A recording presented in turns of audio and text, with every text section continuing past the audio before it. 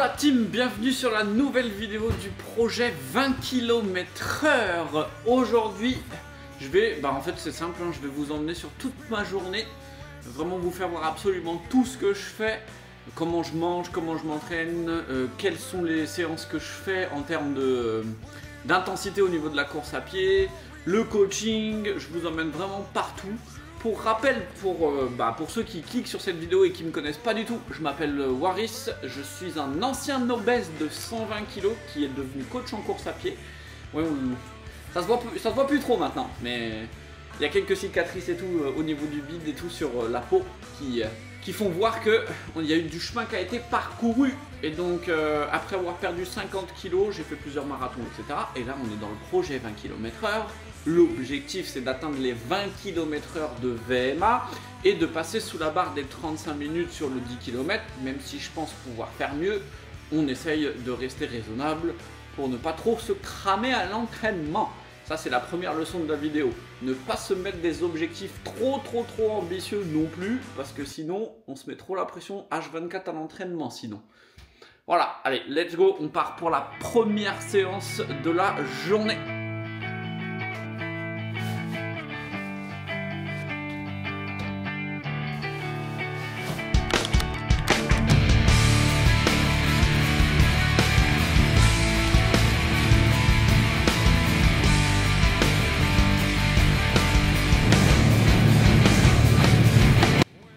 Première rep finito, 1 minute de récup passive. Faut que j'appuie sur le tapis, sinon la sécurité elle va l'arrêter. Bon, ça se passe bien. 4,30, 172 de BPM moyen. Parfait. Encore 3 reps.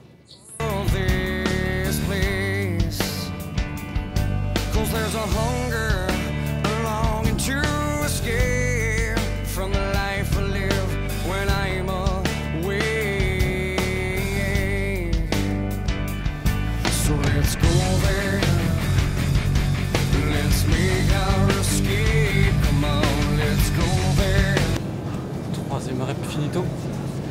Il reste encore une. On est à 173 de BPM toujours. Parfait. Allez, plus qu'une.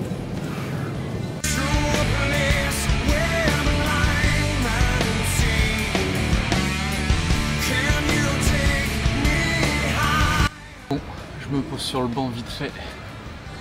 Alors, première séance de la journée, c'était juste un 4x13 minutes à SV1. Donc vraiment pas quelque chose de très difficile. Mine de rien, ça fait quand même 19 km sur la séance entière. Hein.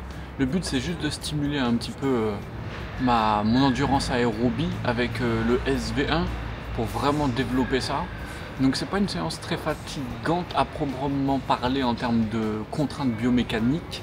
Par contre, quand même au fur et à mesure de la journée, tu le sens quand même les 19 km. Surtout que là cet après-midi on va faire l'entraînement Aerox. Donc les 4x13 minutes à 4,30, vraiment sensation hyper facile, hyper simple. Juste un petit peu chaud sur le tapis et tout. Mais bon, je préfère largement faire mes séances sur tapis que de galérer là. J'en peux plus moi de Saint-Ouen. C'est une galère de ouf, il y a des travaux tout le temps. Donc en fait, quand tu veux faire tes répétitions longues et tout, c'est hyper chiant. T'es obligé de t'arrêter pendant ta rep et tout. Enfin bon, ça je suis sûr et certain que vous connaissez de toute manière. C'est notre quotidien, donc je préfère faire sur tapis, au moins on n'est pas coupé, même s'il fait un peu plus chaud. Et puis voilà, donc là on va rentrer, on va se doucher, manger et surtout se préparer pour la séance d'Aerox de cet après-midi. En fait, je suis un zinzin, hein, j'ai oublié le café. On n'a plus de café à la maison, moi c'est mort, je peux pas vivre sans. Alors, en vrai c'est un gros défaut, mais en ce moment j'essaye de réduire ma consommation de café et surtout de la décaler. C'est-à-dire que je la prends pas direct au réveil, je la décale genre après ma séance du matin. Donc j'en prends 2 cafés, c'est pas excessif, hein, mais je décale au moins. Et alors pour l'instant je vois pas trop d'effet, mais normalement c'est censé améliorer la qualité du sommeil, etc. C'est Andrew Huberman qui a dit ça dans son podcast, alors bon moi je tente, hein, j'essaye. En tout cas le café c'est la vie, moi je peux pas vivre sans. Dites-moi ce que vous en pensez dans les commentaires, mais Je pourrais pas aller courir une séance d'intensité hardcore en VMA sans ça. Hein.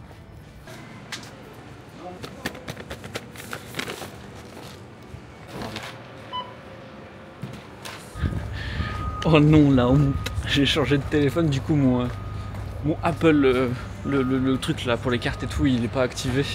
Du coup, je peux même pas payer. Je suis obligé de retourner là-haut, de redescendre et tout. Bon, c'est pas grave. C'est pas grave, c'est pas grave. On a le temps. Enfin non, aujourd'hui on n'a pas le temps, mais c'est pas grave.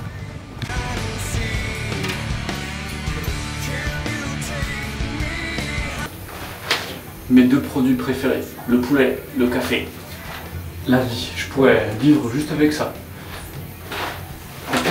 Et peut-être le pain de mie complet, ou les bagels.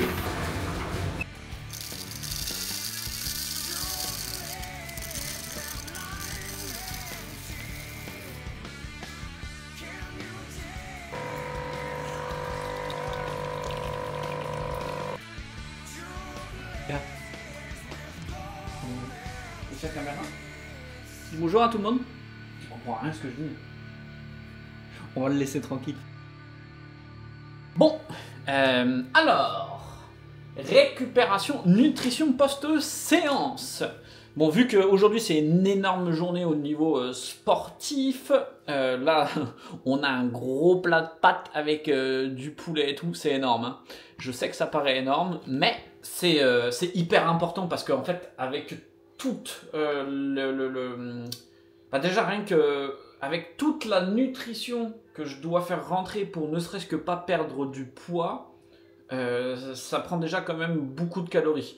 Et là, vu qu'on a couru de 19 km, déjà en fait les réserves de glycogène, elles sont vraiment amenuisées de ouf. Donc en fait ce que je fais, c'est que je mange énormément de glucides après la séance pour remonter les réserves de glycogène, accélérer le processus de récupération. Et là j'en ai rajouté encore en plus par rapport à d'habitude pour la séance de cet après-midi. Parce que là en gros il va falloir que je remplisse les réserves que j'ai perdues là et que je me recharge pour la séance de cet après-midi. Et donc ça c'est vraiment quelque chose de hyper important pour moi. Bon ça va, en vrai, en tant qu'ancien obèse et tout, j'ai pas trop de difficultés à manger. Mais ouais, c'est vrai que là ça fait costaud, hein. Il doit y avoir quoi, 400 grammes de pâtes là. Hein. Donc faut les faire rentrer. Mais c'est essentiel pour bien performer. Et si... de toute façon je l'ai vu. En vrai, à un moment donné, quand j'étais sur la préparation de mon tout premier marathon, la médaille elle est juste là. Elle est juste là, c'est celle-ci. Tac tac. Et ben je mangeais pas assez. Je mangeais pas assez. Et en fait ce qui se passait c'est que mes sorties elles étaient de pire en pire en fait. Parce que j'avais mon niveau qui était là. Donc là c'est 0% de batterie. 100% de batterie. Le lundi je commençais à 100% de batterie. Et en fait avec au fur et à mesure de la semaine, la batterie elle descendait avec les séances. Et en fait je la remontais jamais assez avec la nutrition pour pouvoir récupérer et me réentraîner. Et du coup j'avais un déficit d'énergie et donc un déficit calorique aussi qui se créait et tac tac tac tac tac tac tac tac tac. Moi je me suis jamais blessé parce que je fais énormément de renforcement musculaire et tout. Mais no good, no good, no good, no good. Bon allez, je mange. Sautez-moi du courage pour manger cette assiette énorme. Et donc oui, juste avant, je privilégie les protéines et les glucides et pas les fibres sur les repas comme ça, parce que les fibres c'est dur à digérer et que j'ai pas envie d'être gêné sur ma séance de Hyrox. Les légumes c'est le soir en priorité chez moi, ou en tout cas loin des entraînements, pour pas avoir mal. Alors, deuxième séance de la journée, je la mettrai là à un endroit sur l'écran et tout parce que j'ai regardé le truc, c'est énorme. C'est un AMRAP de 40 minutes avec des fentes, des thrusters et tout, donc je vais mourir. Mais bon, au moins on sera prêt pour le Hyrox du 18 avril. On a encore 2 mois de prépa, donc franchement ça va, c'est tranquille. C'est plus d'un point de vue force et tout, forcément avec la prépa du marathon ça a été un peu compliqué de garder sa force. Mais on y va, on s'entraîne et puis surtout on va regarder un petit peu au niveau des allures, à quelle allure il faudra faire le jour J.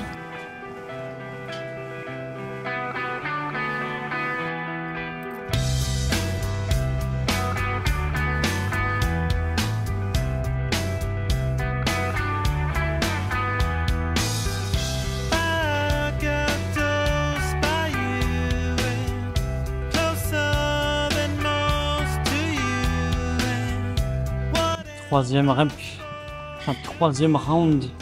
On va apprendre à se connaître à force d'être dans des positions comme ça. Là, on dirait pas, mais je suis en planche. Encore 40 secondes. C'est hardcore. C'est vraiment hardcore. Mais franchement, ça fait du bien de ouf. Parce qu'au moins, ça bosse des trucs qu'on bosse pas à la course à pied et tout. Et là, on se donne de ouf. Ah, tu me parlais pas. Non, je te parle pas à toi. Ça ira sur YouTube. Il y a mon partenaire de Aerox qui est juste là, qui ne veut pas être à la caméra, et qui est en souffrance totale, comme moi. Allez, la team. Encore 5 secondes. 31 minutes, il reste 9 minutes pour faire un round en plus. Allez, let's go.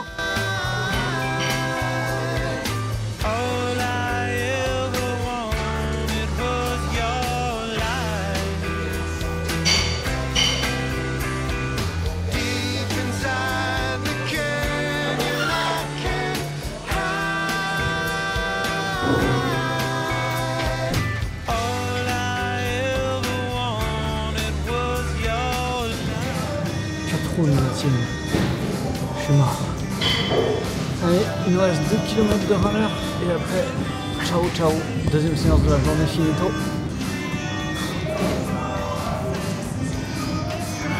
Allez.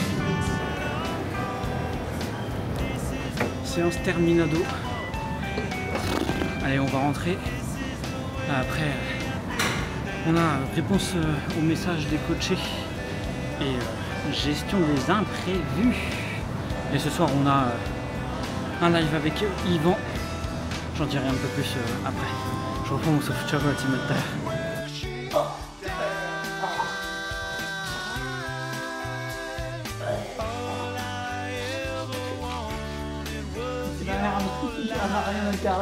Débrief des coachés. Il y a déjà le premier message qui fait plaisir. Attendez, je vous prends. Alors, premier message qui fait plaisir. J'ai pris du plaisir sur cette séance même si j'en ai chié. Bon, ça c'est normal, c'est bien. Et je t'ai fait confiance en me disant que si tu me l'avais demandé, je pouvais le faire. Ça fait trop plaisir. Bon, c'est normal, hein, c'est... Enfin, Vraiment, je comprends de ouf les coachés parce que à l'époque, quand j'ai commencé, c'était pareil. À chaque fois qu'il y avait une séance d'intervalle, j'avais l'impression que j'allais jamais y arriver et tout. Et en fait, à chaque fois, bah si, on y arrive au final. On y arrive. Et je suis trop content quand je reçois des messages comme ça de la part des coachés. Parce que du coup, ça fait trop plaisir en fait.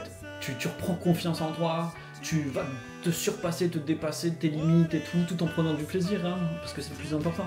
Mais vraiment trop cool. On continue les débriefs. Allez, let's go! Deuxième petite victoire, trop cool.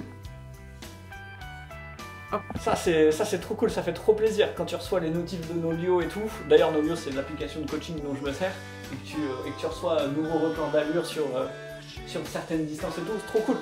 Allez, on continue. Let's go! Bon, et puis, parce que c'est pas toujours simple, je vous fais voir aussi le côté... c'est pas du côté négatif, mais j'ai pas envie de tomber dans le piège de toujours vous faire voir les victoires et tout. Il y a aussi des fois quand ça se passe pas forcément comme on veut. Là, bon, Julien il est en forme et tout, mais c'est un peu chaud de débloquer 4 sorties par semaine, trop de boulot. Du coup, Julien il prépare le marathon de Paris pour le 13 avril. 4 sorties j'aurais bien aimé parce que ça permet de diluer le volume dans la semaine, mais on va faire autrement. Donc je vais réadapter le plan. Je vais faire en sorte de prioriser ce qui est le plus important pour le marathon, c'est-à-dire les sorties longues et les sorties à SV1. Et puis pour créer l'économie de course autour de l'allure visée. Et puis bah, let's go, hein. De toute façon on est agile, c'est aussi à ça que ça sert d'avoir un coach. Hein. C'est mon travail pratiquement à 80% du temps. Hein. La plupart des messages que je reçois en privé, c'est oui, c'est quoi ton taf de coach, mis à part les plans d'entraînement? Bah en fait c'est ça. C'est du soutien émotionnel, c'est de la rassurance. C'est aussi parfois un petit coup de pied aux fesses quand il y a quelque chose qui ne va pas et qu'il faut pousser un petit peu et dire allez, c'est pas grave, on se relance. Et surtout, c'est de la gestion d'imprévus. Comme ça, au moins, ça décharge de ouf les coachés. Bah là, tu vois, par exemple, Julien, en fait, il va rien avoir à réadapter. C'est pas lui qui va avoir à se prendre la tête à savoir quelle séance il doit faire pour réussir son marathon. C'est moi qui vais m'en occuper. Donc il me dit il a trop de boulot, ben, ça va être mon taf de faire en sorte que ça rentre dans le plan. C'est pas toujours facile, hein. C'est pour ça que je vous fais voir aussi ça. Hein. Le but c'est vraiment pas de vous faire croire que la vie est rose, le monde des bisounours. Moi je déteste les influenceurs qui vous font croire que tout est beau tout le temps. Bon d'ailleurs, la coiffure et la barbe et tout vous montrent que je suis pas non plus genre hyper dans l'influence hyper clean. Mais voilà, on continue quand même. Coucou. Oui. On y va? On va promener? Passe.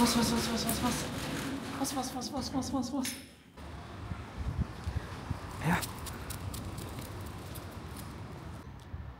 Qu'est-ce que tu fais? Allez, fonce. Promenade avec la mascotte, c'est important. Ça, dans mes journées, j'essaye de le faire au maximum. Hein.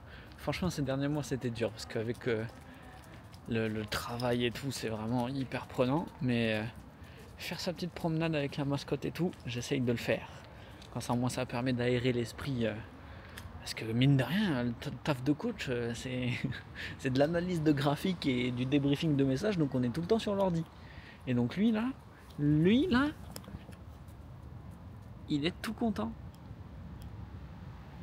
Ah mon titi.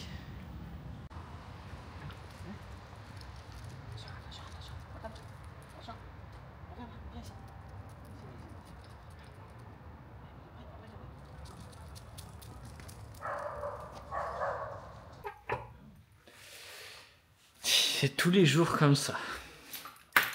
Tous les jours. Qu'est-ce que tu fais? Tu viens? Prends la baballe? Tu vois, tout ça, il y a tellement de contextes qui peuvent te créer cette petite tentation, qui du coup va rester anodine parce qu'elle part aux oubliettes et tu l'as senti qu'une ou deux fois. Par contre, si ça s'installe et que ça se transforme en douleur, même si c'est une petite douleur, là on n'est plus dans quelque chose d'anodin, et là il faut commencer à se poser des questions. Pour pas que cette petite douleur, elle devienne moyenne et grosse, ou qu'elle se transforme en pathologie, ou qu'elle te crée des compensations sans t'en rendre compte. Par exemple, tu vois, imagine, j'en sais rien, tu commences à courir et puis tu sens ton mollet droit qui est un peu plus douloureux. Tu le sens une fois, deux fois, trois fois, tu fais un fractionné, une sortie longue tout le temps et tu as cette sensation-là. Inconsciemment, même si ça ne te handicape pas et que c'est que de l'ordre de la gêne, parce que l'échelle de la douleur est différente pour chaque personne.